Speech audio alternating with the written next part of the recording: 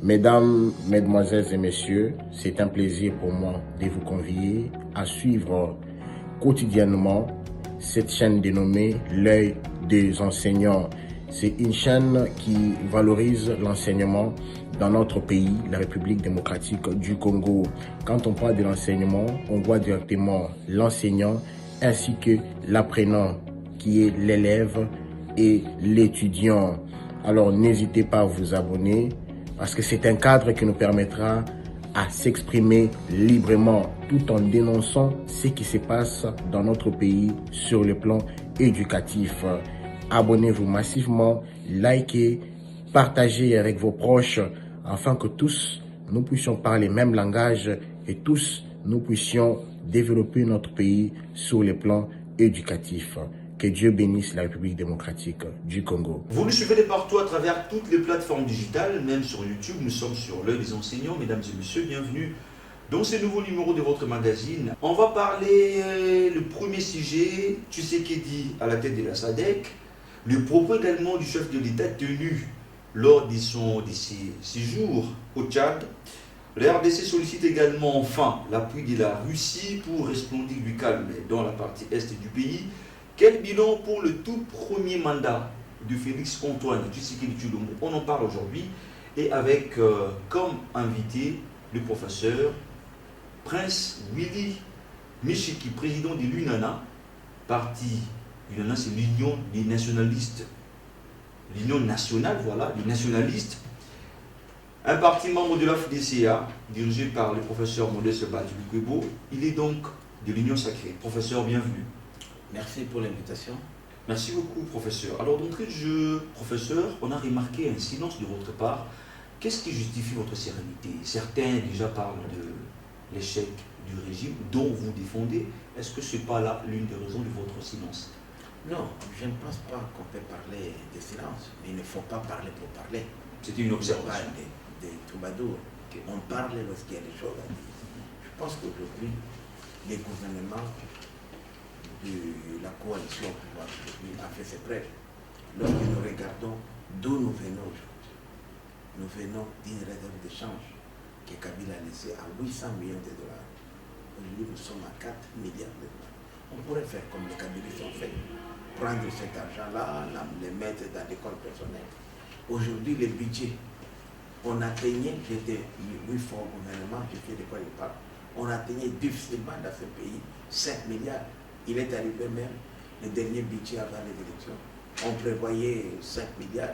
On a dit revisiter le budget pour le faire descendre à 3,5 milliards.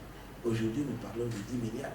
Et je vous dis, le budget de 2023 sera au-delà de 15 milliards. Parce que au-delà de 15 milliards. 15 milliards, lorsque déjà une seule régie financière, comme la DGI, arrive à mobiliser pour un seul mois d'avril, 1,5 milliard de dollars. Une seule régie, des assignations de plus de 200-300%. Au mois de mai, ils ont fait 600 millions de dollars. Au mois de juillet, plus de 800 millions. Donc c'est pour dire, ça c'est une seule régie. Okay. Je ne parle pas encore de la DGDA, je ne parle pas encore de la DGRAD, je ne parle pas encore des redevances minières. Okay. C'est pour dire que ces pays, sincèrement, lorsqu'il est bien géré, lorsqu'il est bien gouverné, n'a même pas besoin de la Banque mondiale, ni de la Banque africaine de développement, de FMI. Nous avons tout ce que les gens peuvent rêver aujourd'hui. Tout ce qu'il nous faut, c'est deux choses. La première, avoir un bon leadership à la tête du pays. Est-ce que c'est le cas aujourd'hui? C'est le cas aujourd'hui. Nous avons une vision. Avant, le pays était dirigé, comme on dit, à Lingala, Ngolo. Aujourd'hui, nous avons une vision. La vision, c'est la vision Fachi. Nous avons l'Union sacrée qui a un programme. Nous avons adhéré à une vision, à un programme de gouvernement. Nous avons, la deuxième chose, c'est la bonne gouvernance. On a les chiens méchants que je peux appeler à Linguette. L'IGF existait là depuis longtemps. Depuis plus de 20 ans, on a l'IGF. Mais on n'attendait pas parler. La plupart même de ceux qui parlent aujourd'hui étaient des IGF. Donc c'est pour dire que c'est question de bonne volonté politique. Aujourd'hui, Félix a montré qu'il a la bonne volonté. Et cette volonté-là, nous devons nous en approprier. Ce n'est pas seulement lui seul, c'est une vision. ce sont des méthodes de travail. Et je crois aujourd'hui, il faut être vraiment avec pour dire qu'il n'y a pas de changement. Les problèmes que nous avons aujourd'hui, c'est que le président Félix, quand il est arrivé au pouvoir, il a trouvé déjà une déstabilisation. Les problèmes d'insécurité à l'Est, qui ne datent pas d'aujourd'hui. Ça fait 25 ans. Même Kabila a trouvé ça. Justement, mais Kabila pourquoi pour Félix, ça devient une chanson? Non, c'est pour ça que j'ai dit, Kabila a trouvé ça il y a aujourd'hui, si nous devons compter, 22 ans. Donc Kabila a trouvé ça, ce n'est que 3 ans encore. Il pouvait mater ça. Kabila est arrivé au pouvoir, il a trouvé les problèmes de l'Est. Il venait à peine de commencer, 2 ans, 2 ans. Il avait le temps de... Mais tu sais qu'il y est venu, il a trouvé ça après 22 ans. Donc, c'est-à-dire que Kabila, pendant son temps, n'a rien fait. Pendant les 18 ans que Kabila était au pouvoir, il était incapable. Mais il y a eu un moment donné que vous, Prince Willy Michiki, vous l'avez aussi accompagné. Et dire qu'il n'avait rien fait. Non, c'est ce que c'est ce que je vous dis. Ça dépend des rôles que vous... Je vais vous dire ce que... Lorsque vous êtes au gouvernement, j'étais qu'un petit vice-ministre. 8 fois, j'étais même ministre. Un ministre n'a pas d'influence. Le ministre fait la politique du gouvernement. Tu es un petit secrétaire à la tête d'un ministère. Quand tu es ministre de l'économie, ministre du budget, tu n'as pas ta politique. C'est la politique du gouvernement est définie par le Premier ministre conjointement avec les chefs de l'État. Ce sont les 2 responsables. Si aujourd'hui ça ne va pas, vous n'allez pas dire que c'est le ministre de l'enseignement primaire et secondaire. La gratuité de l'enseignement, par exemple. Pourquoi Kabila, depuis 2006, que la Constitution existe, il n'a jamais appliqué ça? Il a appliqué ça graduellement. Mais graduellement, comment? On n'a jamais commencé, jamais. C'est à l'avènement du Tshisekedi qu'on a commencé, il n'y avait rien. Les gens payaient normalement. Je donne des petits exemples qui, alors que c'est une violation de la Constitution. Dans la même Constitution, il est dit que lorsqu'un chef de l'État viole la Constitution, c'est la trahison. Parce qu'il n'appliquait pas. Donc, il y a des petites choses qu'on ne regardait pas. Aujourd'hui, les gens ont la peur de l'État. Puisque l'État était devenu comme un bien sans maître. Et ça, moi, ça me révoltait. Aujourd'hui, les gens réfléchissent 2 fois. Et quand même, on voit la photo de Tshisekedi comme ça, les mandataires, ils se disent, tout peut arriver. Et c'est la première fois d'ailleurs que même le régime bouffe ses propres hommes. C'est la première fois, par exemple, que même si aujourd'hui, Vital a recouvert sa liberté, c'est la justice qui est dépendante de l'exécutif, mais au moins, l'exécutif a fait son travail. Nous avons des proches du chef de l'État, des dignitaires qui sont en prison, qui l'ont été, ou qui bénéficient des par formalité.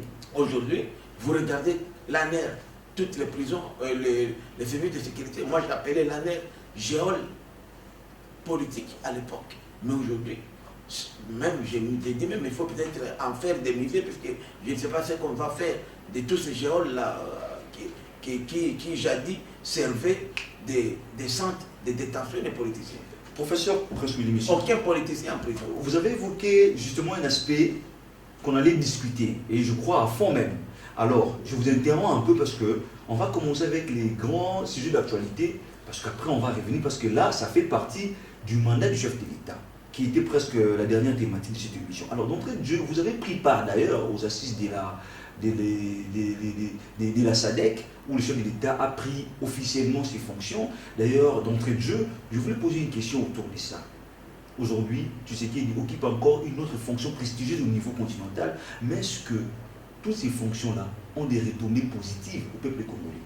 Oui, il faut d'abord dire qu'on peut aimer Félix Tshisekedi, on peut ne pas l'aimer, mais nous qui avons la spiritualité en nous, on voit Tshisekedi comme un envoyé de Dieu. C'est pas de la flatterie, ça? C'est pas la flatterie. Vous savez, Charlie, lorsque vous regardez le parcours de cet homme-là, moi je ne suis pas flatteur, ceux qui me connaissent, je suis un homme très indépendant et d'ailleurs très radical. J'ai fait des recherches personnellement en tant que chercheur. En Afrique, je ne peux pas aller en Europe. Je ne connais pas un chef d'État qui, pendant son mandat, a exercé 3 responsabilités à la tête des organisations sous-régionales. Félix n'est là que pendant 4 ans. Mais ça a apporté quoi au pays? C'est ce que je vous dis. Cette coïncidence-là n'est pas une coïncidence hasardeuse. Président de l'Union africaine, président de la CAC, président de la SADC, et bientôt, je vous dis bientôt, président de la communauté des États de l'Afrique de l'Est. Mais tout cela, n'est-ce pas que ça coûte au trésor public ou le peuple en bénéficie? Au contraire, aujourd'hui, la RDC est redevenue fréquente. Vous savez, combien de gens sont venus au sommet de la SADC? Plus de 6 000 délégués. Que le gouvernement a pris en charge? Non, je vous dis, moi j'ai des amis diplomates. Chaque pays a été pris en charge par son organisation. Okay. Donc, les ambassades ici étaient activées. Moi j'ai des amis ambassadeurs qui me demandaient qu'ils puissent avoir, par exemple, des réductions dans certains hôtels. Je vous dis, à tel point qu'il n'y avait même plus de place. Les chefs de l'État étaient obligés de loger certains chefs d'État à la cité de l'Union africaine. Et par manque de place. De place, parce qu'il n'y a pas. Moi j'ai dit, il faut qu'on construise à Kinshasa. Il faudrait que les gens y aillent, puisque c'est seulement 10% de Kinshasa qui est occupé. Il y a des espaces aujourd'hui en dehors de Kinshasa. Quand vous allez aujourd'hui en Sélé, Maluku, il y a encore des espaces. À Mongafouda, il faut que les gens puissent aller là-bas. Nous avons encore besoin, on a compris que nous avons besoin des hôtels. Et ça, ce n'est que le début. Puisque tous ces 16 pays, tous ces 15 autres pays, membres de la SADC, viendront ici régulièrement, puisque la présidence est assumée par notre pays. Économiquement, ça nous rapporte beaucoup. C'est à nous maintenant de savoir comment se saisir l'opportunité.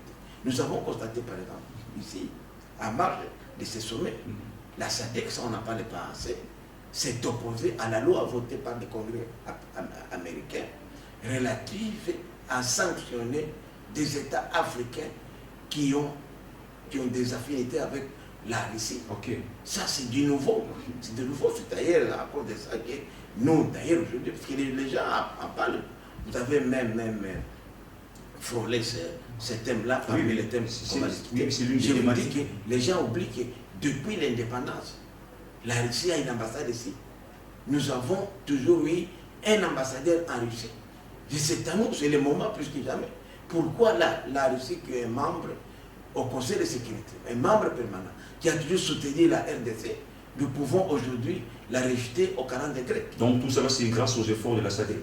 Justement, moi j'ai dit que nous devons profiter, c'est à nous, de saisir ces opportunités. Okay. Puisque aujourd'hui, la SADC, c'est une organisation stratégique d'abord, puisque la SADC, c'est d'abord l'économie et le développement. Okay. Et les thèmes qui ont été choisis en marge du 42e sommet ordinaire de la SADC sont des thèmes qui nous touchent. C'est-à-dire que nous devons aujourd'hui valoriser les matières premières que nous avons aujourd'hui. Et surtout, passer à la transformation. Cette industrialisation-là, pour nous, ça nous touche. C'est pourquoi vous avez vu même là, je félicite le gouvernement et en particulier le ministre Julien Panuku de l'industrie et l'industrie pour les efforts qui sont en train d'être faits aujourd'hui. Lorsque vous allez, je vous invite même vous, en tant que journaliste d'investigation, à visiter les zones économiques aujourd'hui. C'est fabuleux. Ça va transformer la RDC. Ce n'est pas normal qu'un pays comme le nôtre, nous puissions seulement être dépendants de ce secteur. Aujourd'hui, nous étions, moi j'étais à 26 ans, le plus jeune ministre de ce pays, de l'agriculture. Lorsque j'ai regardé tout ce que nous avons aujourd'hui, première producteur de cacao, première producteur de l'EVA, et non seulement la plupart de ces cultures-là n'existent plus au Congo, mais nous sommes rejetés pratiquement, même 10e, 20e place. Donc il y a moyen de reprendre aussi avec l'agriculture. Ce n'est pas normal qu'au XXIe siècle, une puissance démographique comme la nôtre, nous continuons encore à importer, à manger de l'extérieur. La Chine, qui a plus d'1 milliard d'habitants aujourd'hui, nous envoie à nous à manger. Alors que c'est nous qui devions les laboraires. Il faut casser cette tendance-là. Et l'avantage moi je suis fermier, agriculteur, je vous dis, on bénéficie de l'agriculture lorsqu'on fait la transformation. Et parmi les thèmes abordés dans ce sommet ici, parmi, comme on va même pendant le mandat du président Tshisekedi, c'est la transformation. Et la chaîne des valeurs, puisque nous avons comment expliquer que nos minéraux doivent quitter fibrite, même si on exporte les cathodes en cuivre, mais on ne bénéficie pas. Pourquoi ne pas ici, par exemple, fabriquer les fils électriques que les Américains et les Européens viennent les acheter ici. On peut les faire. Parce que nous, on importe apparemment tout. Voilà, c'est pourquoi nous parlons de l'industrialisation. Mais cela est possible lorsque nous avons la paix. C'est pourquoi j'ai indiqué, si réellement la SADC, elle est consciente, et le seul, le pays membre de la SADC, le seul pays membre dans lequel, à part la RDC, devrait s'impliquer dans la stabilisation des États membres, en commençant par d'abord dénoncer l'agression dont nous sommes victimes aujourd'hui. Et puisque si la SADC est déstabilisée sur le plan sécuritaire, elle ne peut pas aujourd'hui répondre aux défis du développement. Mais professeur Prince Moudimisiki, excusez-moi de vous interrompre un peu, on dit sans la paix on ne peut rien. Le chef de l'État a occupé la présence de l'Union africaine, il a occupé la présence de la CAC, aujourd'hui de la SADC. Mais pourquoi aujourd'hui la question de la sécurité dans la partie est de notre pays est toujours minimisée? D'abord, les gens meurent au jour le jour. Non, d'abord, pas d'effort visiblement. Charlie, il faut d'abord comprendre. Vous savez, nous plaignons toujours. Cet aspect des choses est apparemment négligé. Non, il y a des causes endogènes, il y a aussi des causes exogènes. Lorsque nous regardons les problèmes de la sécurité aujourd'hui, ce n'est pas toujours les voisins, il ne faut pas toujours rejeter toujours ça. À qui vous attribuez tort alors? Il y a d'abord le problème de la gestion de la question sécuritaire par les différents gouvernements qui ont succédé, qui ont précédé le gouvernement Tshisekedi. Il y a les problèmes de l'absence de l'autorité de l'État. Moi, je viens de l'Est. Je vous dis, vous avez des espaces vides comme ça. C'est comme ça que vous constatez aujourd'hui que toutes les rébellions des pays voisins. En Ouganda, il n'y a pas de rébellion. Les rebelles sont déjà. Mais l'autorité en question au Rwanda, c'est ça ce que j'ai dit. Tshisekedi n'a plus le pouvoir qu'il y a à peine 4 ans. À peine 4 ans. Mais il faut combien de temps? C'est comme ça que j'ai dit qu'il faut. Nous étions à moins 0. C'est à peine qu'on arrive à l'État depuis 2018. Ce sont les efforts qui sont en train d'être. Ces espaces vides là que nous laissons. Même vous ici, je vois, vous venez chez moi à Walikale. Walikale, chez moi, mon territoire fait 23 500 km². C'est exactement la superficie du Rwanda. Okay. Quand je dis aux gens en rigolant, je dis non, moi j'ai fait une campagne présidentielle, meilleur élu de ma circonscription électorale avec plus de 48 000 voix. Alors vous faites J'ai fait la campagne présidentielle du Rwanda, oui, exactement. Mais vous allez à Walikale aujourd'hui, 70% du territoire, il n'y a pas de police, il n'y a pas d'armée, il n'y a aucune présence de l'État. Même toi aujourd'hui, tu peux aller là-bas, tu t'installes, tu crées ton petit royaume. Mais c'est vous qui avez les bâtons de commandement aujourd'hui. C'est ce que je vous dis que c'est une situation qu'on a trouvée en place. Dans l'époque, c'est comme ça, vous voyez, tous ces LRA, tous ces gens comme ADF, comme Interam. Mais ça perdure sous toujours votre leadership aussi. C'est ce qu'il faut comprendre, que gouverner, ça prend du temps. Il faut d'abord définir les stratégies et après les appliquer. Aujourd'hui, lorsque nous avons commencé à nous attaquer au véritable problème, notre pays a été victime d'une agression. Comment expliquer que Kabila, qui a signé l'accord avec la M23 et Matata Pogno comme Premier ministre, depuis 2013, j'étais là présent à l'hôtel intercontinental à Nairobi, nous avons des Congolais qui sont en exil, réfugiés congolais. 10 ans après, les enfants qui ont quitté ici à 8 ans, aujourd'hui ils ont 18 ans. C'est eux qu'on recrute maintenant au M23. On leur dit, si vous ne prenez pas des armes, vous allez rester comme des apatrides. Ce n'est pas le problème du Rwanda ou de l'Ouganda, c'est nous. Pourquoi ne pas faire revenir ces réfugiés-là? On a signé un accord, pourquoi ne pas l'exécuter? Même s'il était impossible, il fallait les renégocier. On laisse les gens comme ça. Donc, il y a aussi... On laisse les gens, mais il y a un gouvernement. C'est ce que je dis. Le gouvernement, c'était un cadeau empoisonné que Kabila a laissé à son frère Tshisekedi. Et Tshisekedi se retrouve devant autant de problèmes qui ne s'attendaient pas. Pendant que nous sommes en train aujourd'hui de faire des efforts pour redresser l'économie, mobiliser suffisamment de ressources pour répondre aux défis du développement, mais nous avons une guerre injuste qui nous est imposée et qui nécessite des moyens. Vous voyez les problèmes qui se posent. Donc, nous devons dire qu'aujourd'hui, il y a quand même des efforts qui ont été fournis par les gouvernements de la République. Notre pays est devenu fréquentable. Malheureusement, la plupart des réalisations que le président Tshisekedi a fait avec son gouvernement sont immatériels. On ne les voit pas aujourd'hui. On va les voir plus tard. Aujourd'hui, lorsque vous regardez même la production dans le secteur minier, les cuivres a presque doublé, les cobalt aussi. Mais tout ça, pourquoi? Parce qu'il y avait des voleurs qui ne déclaraient pas les vraies mêmes productions, qui les mettaient dans les poches. Aujourd'hui, il y a même un peu de peur. On a peur de l'État. Ce sont des valeurs qu'on avait perdues. Le respect des droits de l'homme, l'expression.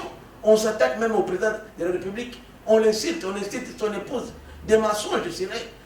C'est pas ça la démocratie. Moi, je dis, il y a un dépassement, un débordement. Et ça, nous devons regarder parce que l'état des droits a quand même ses principes. Et parmi les valeurs d'un état des droits qu'on veut instaurer, c'est le respect d'abord des lois de la République. Tu ne peux pas calomnier. Moi, je vois parfois Bahati se plaindre. Des gens comme ça, il y a par exemple une parcelle de SCC, soi-disant SCC. Premier propriétaire l'achète, il n'y a pas de problème, on fait la mutation. Deuxième certificat, pas d'exploitation. Mais lorsque c'est Bahati qui prend ça, ça pose un problème. Puisque seulement il est allé Tshisekedi.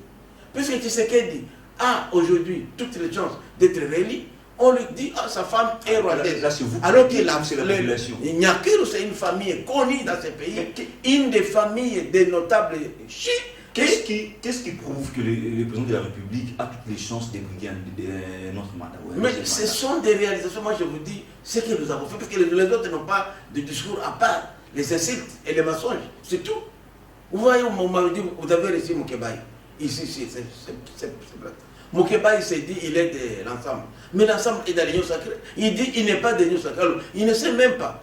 Là, les réalisations aujourd'hui du gouvernement, c'est dans l'actif aussi de l'ensemble, parce que l'ensemble a des ministres et qui occupent des postes stratégiques.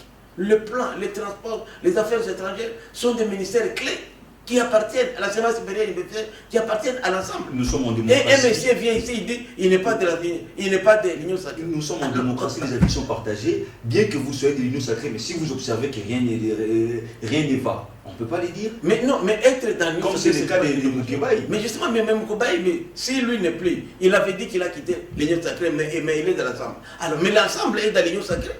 Le président de l'ensemble, c'est qui? C'est Moïse Katumbi. Jusqu'au moment où nous tenons cette émission, Moïse est dans l'union sacrée. Alors maintenant, lui, il est où? C'est ce que j'ai dit qu'il y a des gens comme ça, ils ne connaissent même pas les vertus.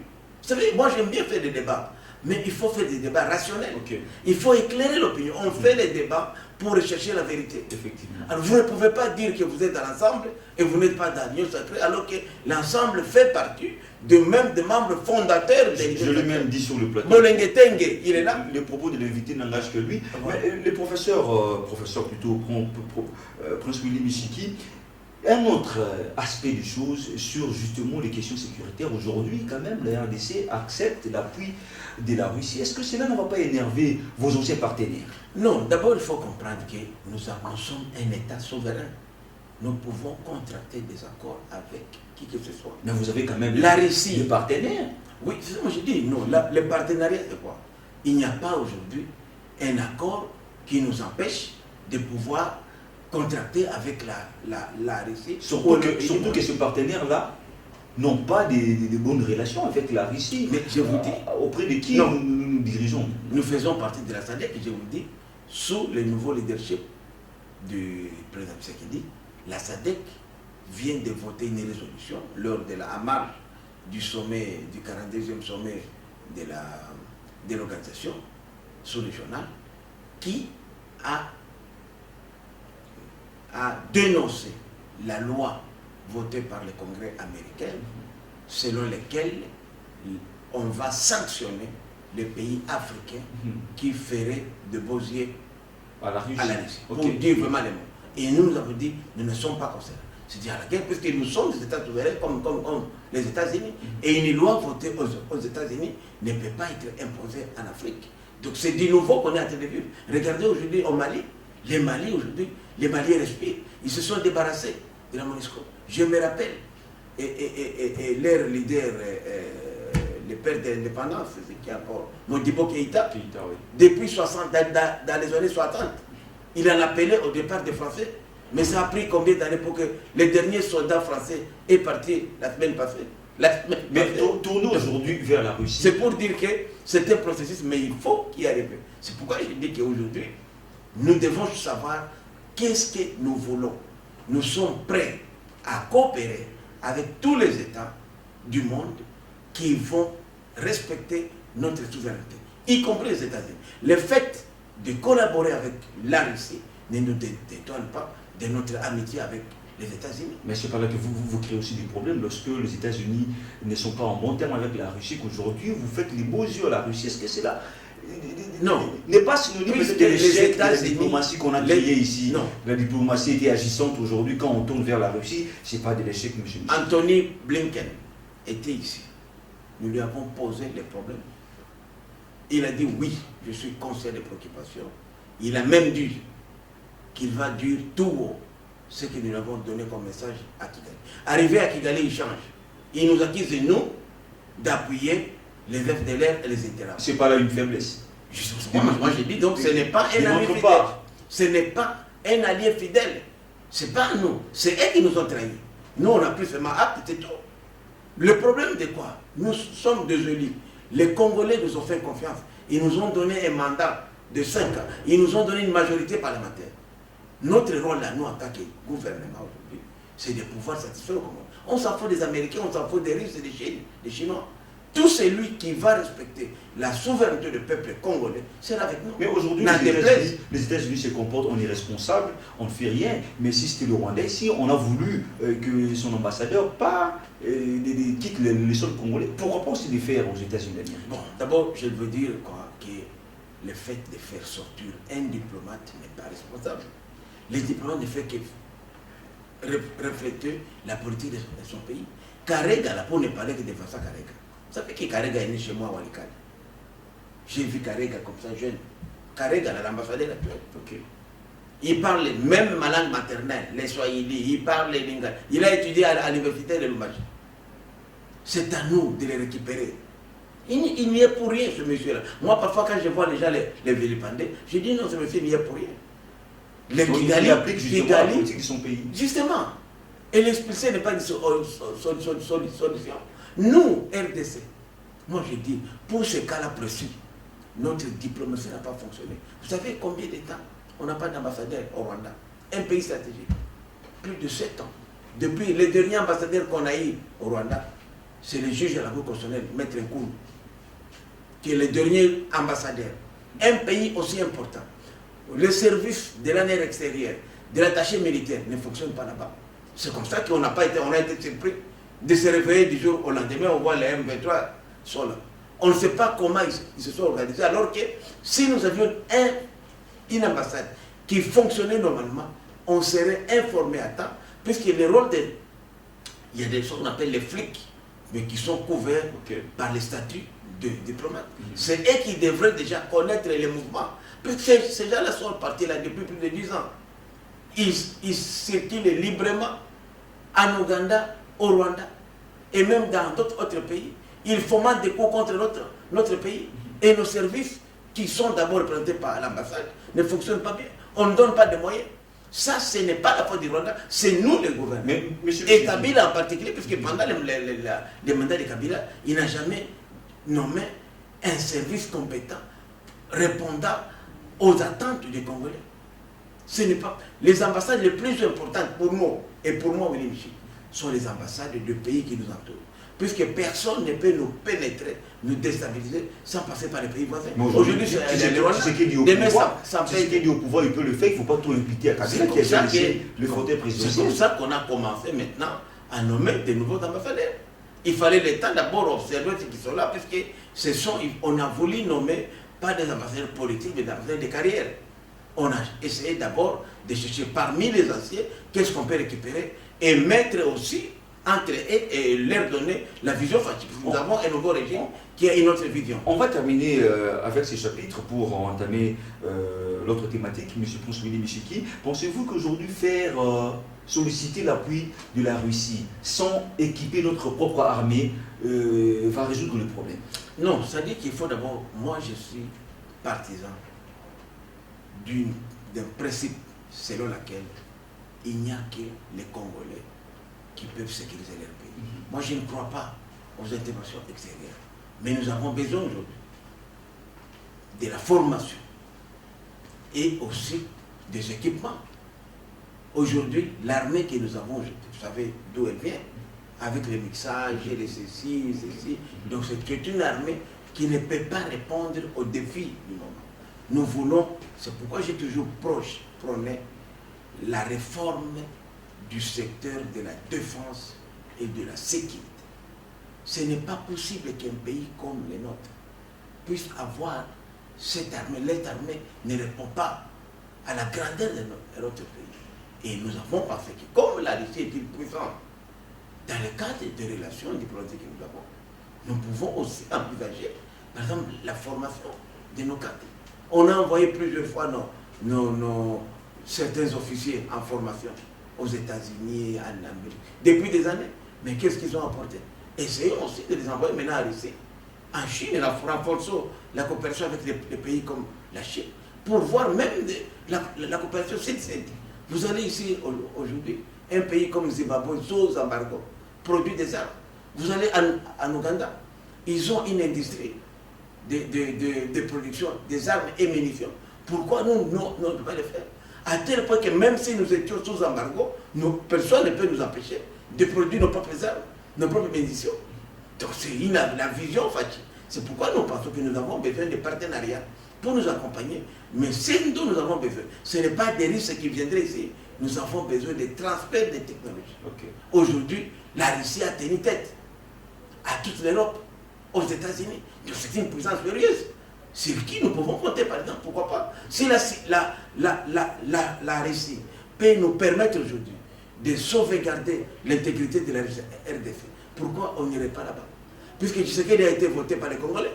Les Congolais disent Tshisekedi, nous voulons le respect de l'intégrité. On ne fait même pas un centimètre carré des territoires congolais qui seront occupés par les étrangers. Si la Russie on prendrait, pourquoi pas?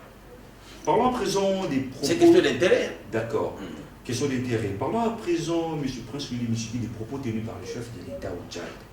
Le chef de l'État a répondu à certains opposants.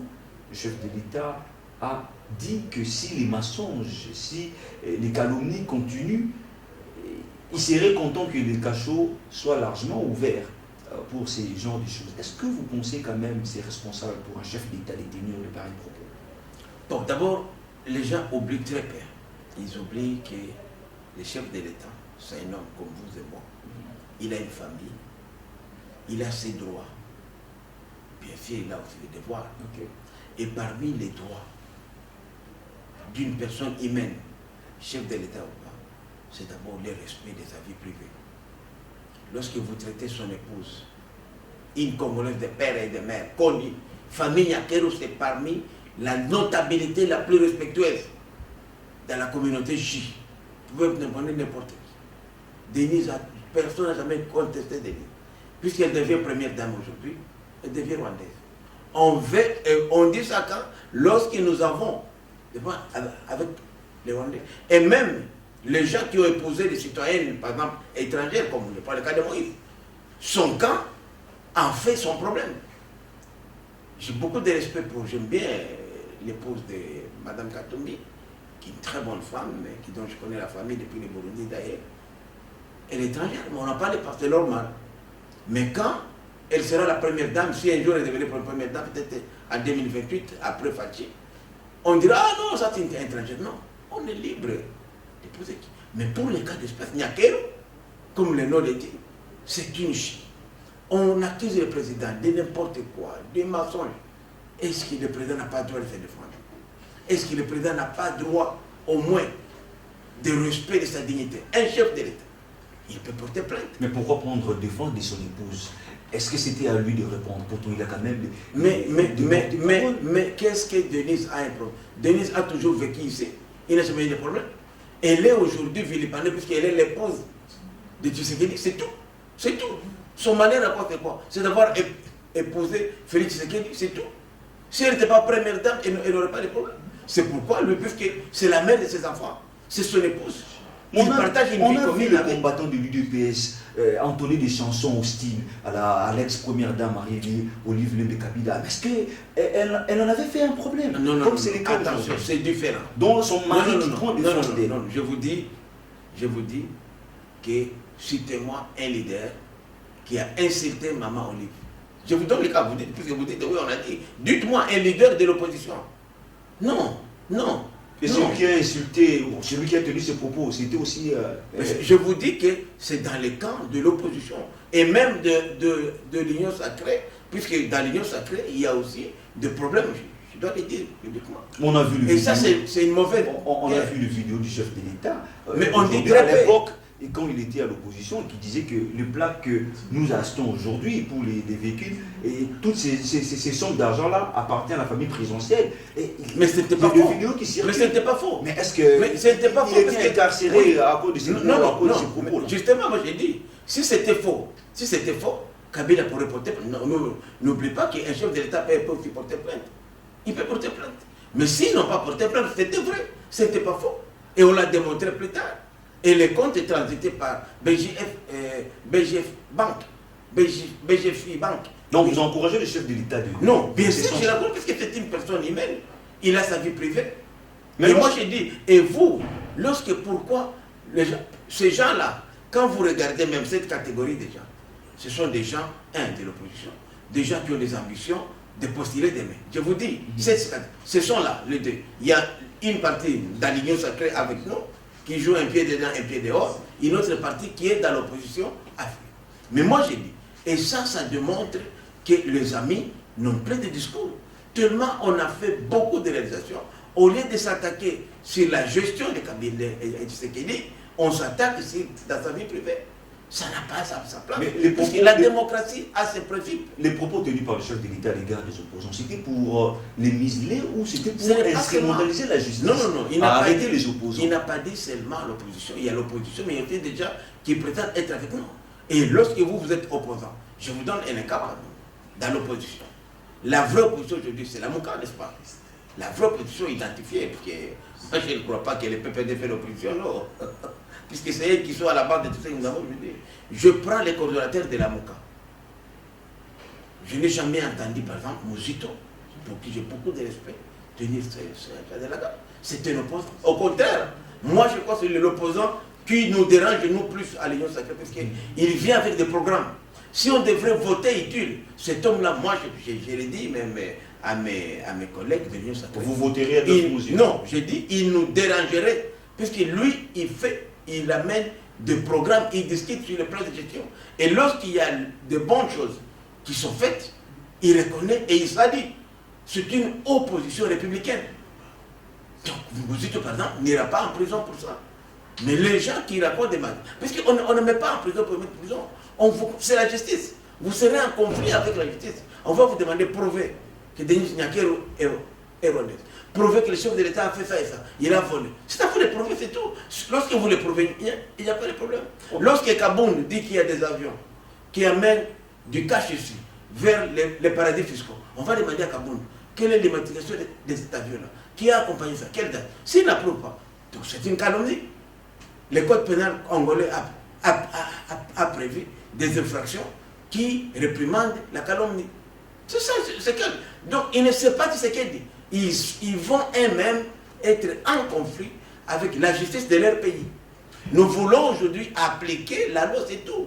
On arrive sûrement à la fin de notre entretien, M. François Monsieur. La toute dernière question, c'est de savoir, d'ailleurs, dans vos propos de tout à l'heure, vous avez confirmé que le mandat du chef de l'État a tenu, vous avez fait les éloges sur les recettes des régies financières, alors que les retombées de tout ce que vous avez évoqué ici, dans les sociétés des Congolais, on ne le voit pas. En quoi le mandat du chef de l'État ou de Félix Tshisekedi a réussi? Non, il ne faut pas exagérer quand même. Hein. Vous savez, lorsqu'on parle de l'assiette de la ménagère, aujourd'hui, toutes ces réserves, on ne peut pas prendre les 4 milliards, dites aux Congolais, non. Aujourd'hui, les 4 milliards, je donne un exemple, des réserves d'échange, lorsqu'un investisseur sérieux vient ici, il veut faire un projet de 1 milliard, 2 milliards, ce qui est très rare. Il dit, mais quel est le risque? Je prends les risques. Quelle est la contrepartie? On lui dit, si tu perdais ton argent, nous avons 4 milliards de dollars qu'on va te rembourser. Il vérifie. Le FME lui dit oui. Il investit. Quand lui investit, il crée des emplois. Parce que les gens ne comprennent pas. Moi, j'ai dit encore Congolais, ce n'est pas l'État qui crée des emplois. c'est le secteur privé. L'État n'a qu'un rôle régulateur. L'État organise, il crée la sécurité, il crée des conditions, il crée un bon climat des affaires et les investisseurs créent des emplois. Est-ce que c'est le cas aussi en RDC? C'est le cas maintenant, c'est comme ça. Des affaires de question. Quand vous regardez aujourd'hui les niveaux de vie, il ne faut pas dire toujours les païens de la ménagère. Mon cher, combien de Congolais meurent de faim? Citez-moi seulement un seul Congolais qui est mort de faim. Vous savez ce que disent? Non, je vous dis, il a dit même au Lingala, Bazolo, Bakabambon, ils ont côté,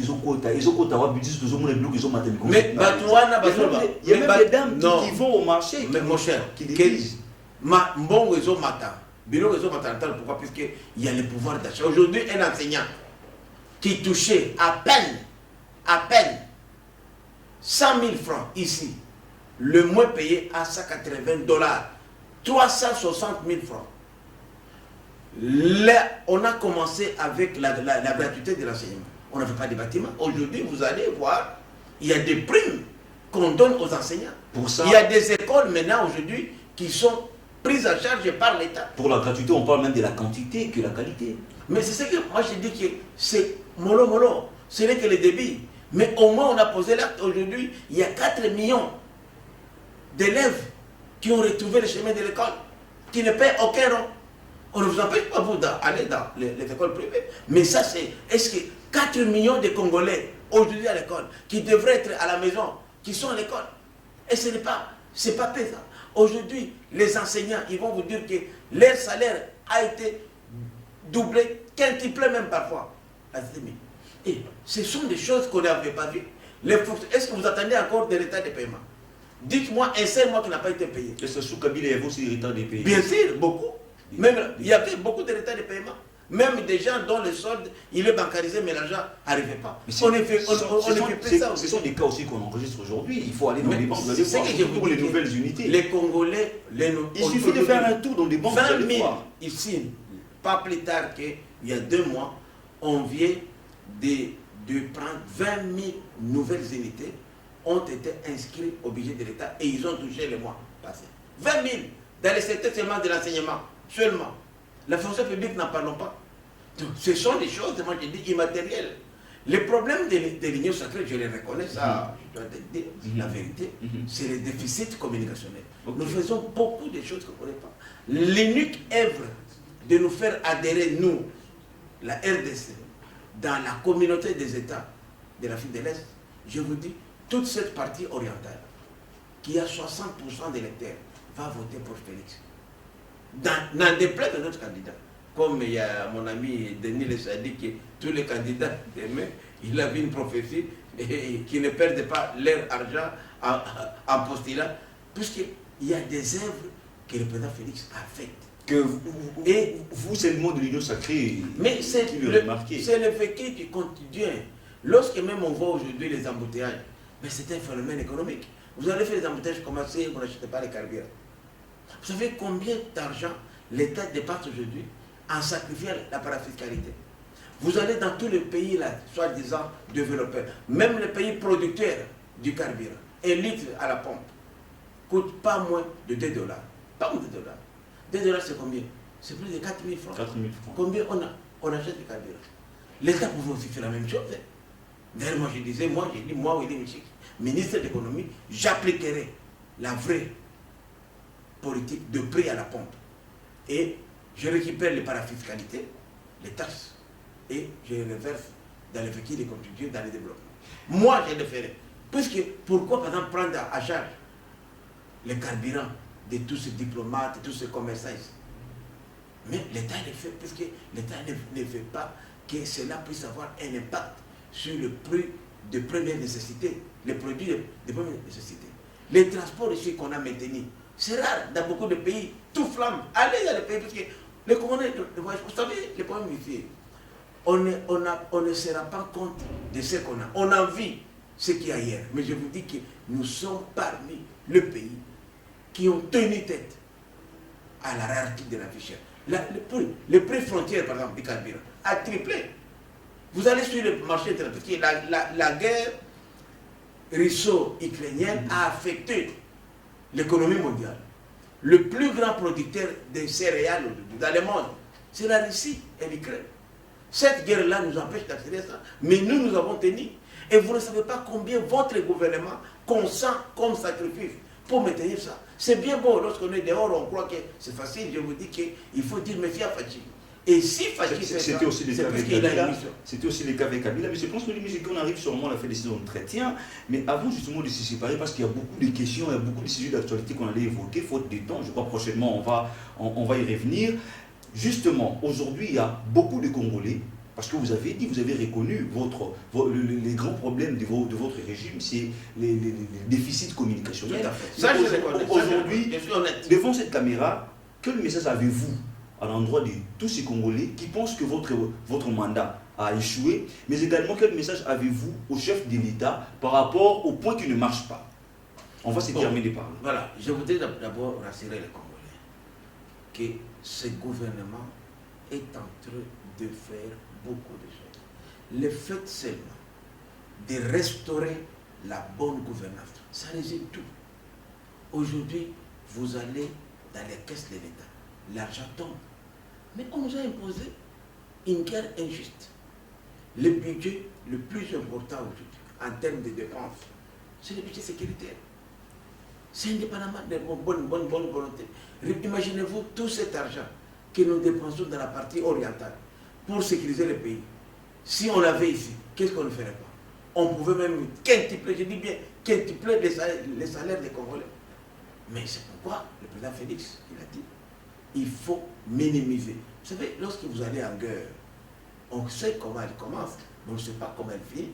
C'est pourquoi nous avons pensé qu'on peut résoudre les plus grands conflits du monde ont été résolus par la diplomatie. C'est l'approche que l'Union sacrée, que notre gouvernement a opté de résoudre ça pacifiquement, diplomatiquement, en vue d'éviter ce qu'on appelle en anglais casualty, c'est-à-dire que les dégâts collatéraux. Okay. Mais je voudrais aussi dire aux Congolais et Congolais, c'est la patience. Vous savez, un programme de gouvernement, ça prend du temps. C'est le tout premier budget du gouvernement Union sacrée, c'est le premier budget.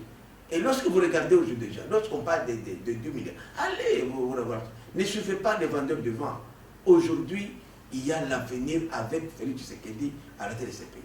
Et moi, je vous dis, sincèrement, cette émission, nous pourrions demain la réalité, que cet homme-là, c'est un roi de Dieu. Mettons de côté tout ce qui peut nous diviser. Le pays aujourd'hui est agressé, nous avons besoin de l'unité autour du visionnaire.